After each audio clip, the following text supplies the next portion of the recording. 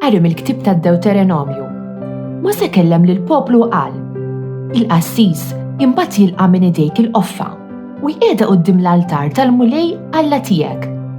Inti imbagħad tgħidlek quddiem il-mulej Alla tiegħek: Missieri kien minn Aram, jiġġerra minn post tal-ieħor, imbagħad niżel l-Eġittu u għammar hemm.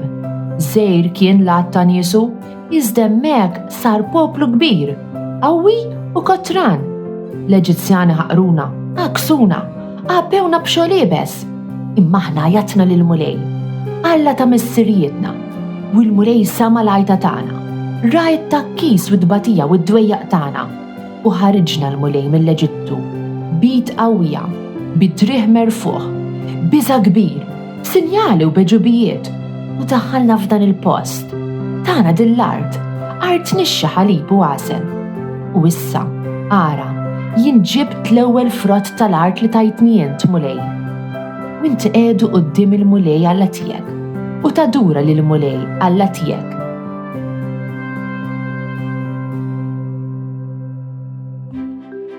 Kun miegħi mulej fid-dwejjaq. Int li tgħix għall-ken tal-għoli, li tagħmmar għad-del ta' dak li jista' kollox.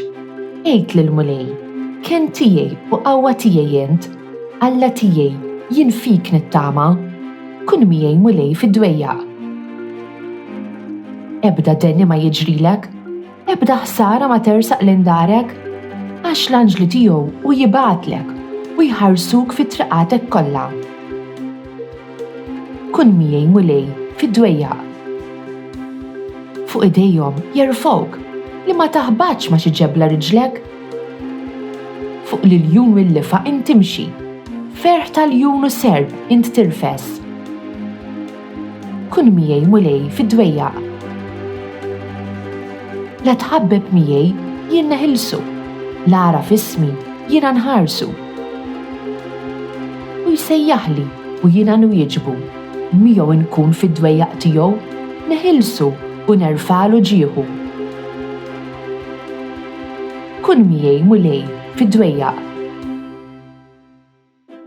Qari mill-Littra ta' San Pawl Apostolu lir-Rumani. Uti, xi tgħid l-Iskrittura?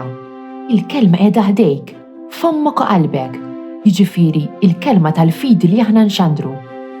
Għax jekk inti tistqarb f'ommok Ġesu il-mulej u temmem b'qalbek li Alla qajmu mill-imwiet, inti s-salva. Wieħed jemmen f'qalbu biex ikollu l-ġustizzja u jistqarb xufteh biex ikollu s-salvazzjoni. L-Iskrittura tgħid: kull min jemmen fih ma jintelefx. Ma hemmx għażla bejn Ludi u Grek, u s-sit ta' kulħadd u għani ma' dawk kollha li jsejħulu. Għax kull min isejjaħ isem il-mulej isalva. Glorja u tifħir lilek Kristu. Il-bniedem mhux bil-ħobż biss jgħix, imma b'kull kelma li toħroġ minn fom Alla. Glorja u tifħir lilek Kristu. Qari mill-Evanġelju skont San Luqa. F'dak iż-żmien, Ġesu mimli bl-Ispirtu Santu raġa' lura mill-Ġordan u l-Ispirtu ħadu fid-deżert. Imma l-40 jum Ġesu kien imġarrab mix-xitan. Matul dawk il-jiem ma kil xejn, u mbagħad meta għaddew dawk il-jiem ħadu l-ġuħ. U x-xitan qallu: jekk inti bin Alla, jgħid lil din il-ġebla ssir ħobs.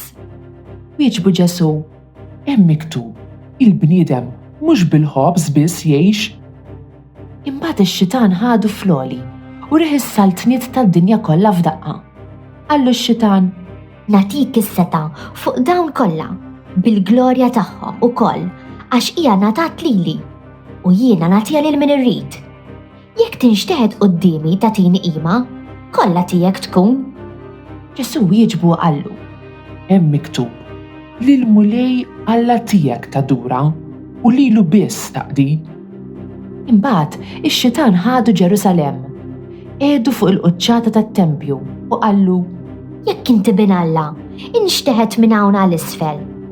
Għax hemm miktub lill-anġli tiegħu jordnalhom biex jieħdu ħsiebek sewwa u li fuq idejhom jerfgħuk ħalli ma taħbadx riġlek ma' xi ġebla. Wieġbu Ġesu qallu, Jingħad, iġġarrabx lil mulej Alla tiegħek. imbagħad ix-xitan, meta temm dan it-tiġrib kollu, telaq minn ħdeħ sa ma wasal il-waqt.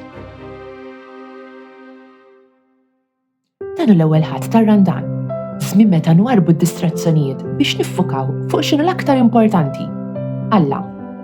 Fil-Vanġelu, l-Ispirtu jieħu lil Ġesu fid-deżert, l-istess kif l-Ispirtu Santu imexxina issa fir-Randan, f'għamla ta' deżert fejn ma hemmx distrazzjonijiet.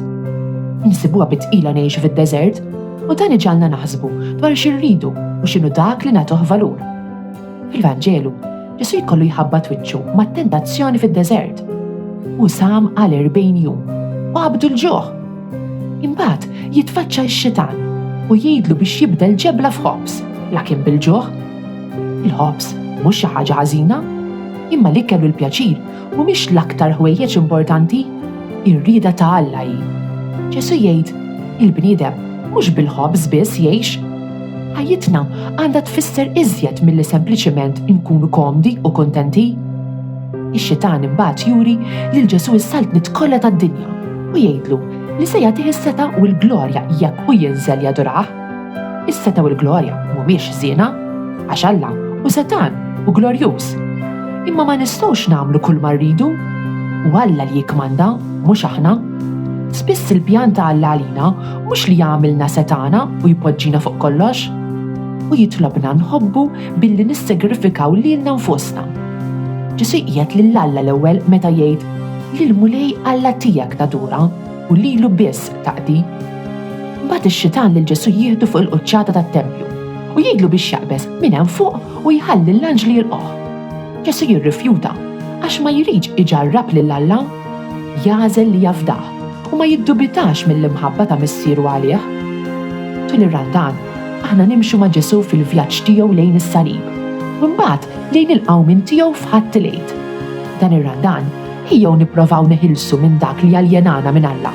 Ejjew naħsbu dwar xi jfisser tassew li nqedu lilu fl-ewwel post. This Maltese translation was produced in collaboration with the church in Gozo. Don't forget to like, subscribe, and support this channel on Patreon using the link in the description. Thanks for watching!